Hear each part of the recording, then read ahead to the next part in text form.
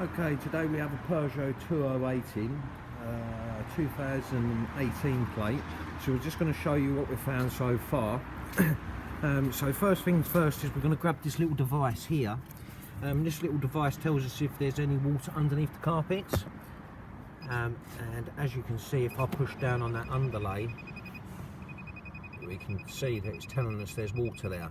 So there's water in the back here, which we know of. In the driver's front, it seems to be a slight reading, but it's not going off mad.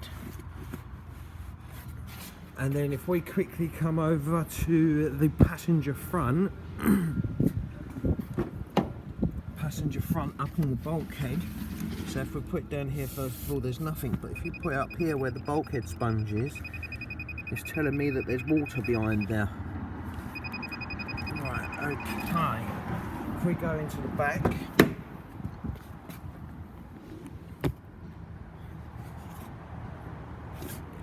it's showing us readings, but nothing major there. So as you can see, there's basically nothing there. That's from us doing our test, that little bit there, but from that, everything's fine under there. Right, okay, so now going on to show you obviously what we found, what's leaking. So concentrating on the driver's door.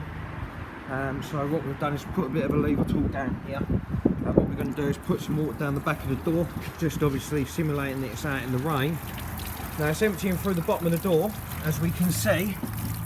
But if we look very, very closely, we can see a run mark coming down here of water. So that means that the driver's door membrane's leaking. What that would then do is run onto this rubber, and then from that rubber it would then go underneath the step and then fill up obviously in the footwell. Next one would be I believe it's possibly maybe the rubber maybe upside down. This rubber here, if we just have a look, we've got a little bit of a kink down here, as well as we can see on the inside that the trims ain't sitting as well as they should be. But also we've got this locator here on the other door. The locator is down below, so I'm thinking possibly maybe this rubber's not on correctly. I did think it was getting in between because there's no sealant, but there's no signs of any water inside the rubber. So what we're going to do is we're going to shut the door up. Got our hose obviously on our stool here, so I'm just going to turn the water on quickly.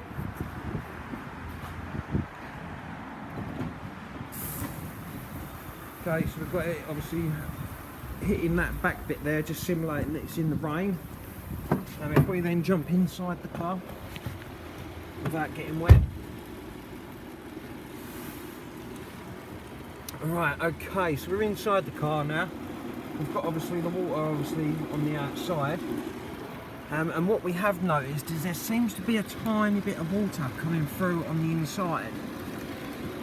So we can see a very faint drop on that rubber. It's quite hard to see, but it's right here. But the problem is if we go like this with the rubber, it doesn't seem to be shutting as well as this side over here.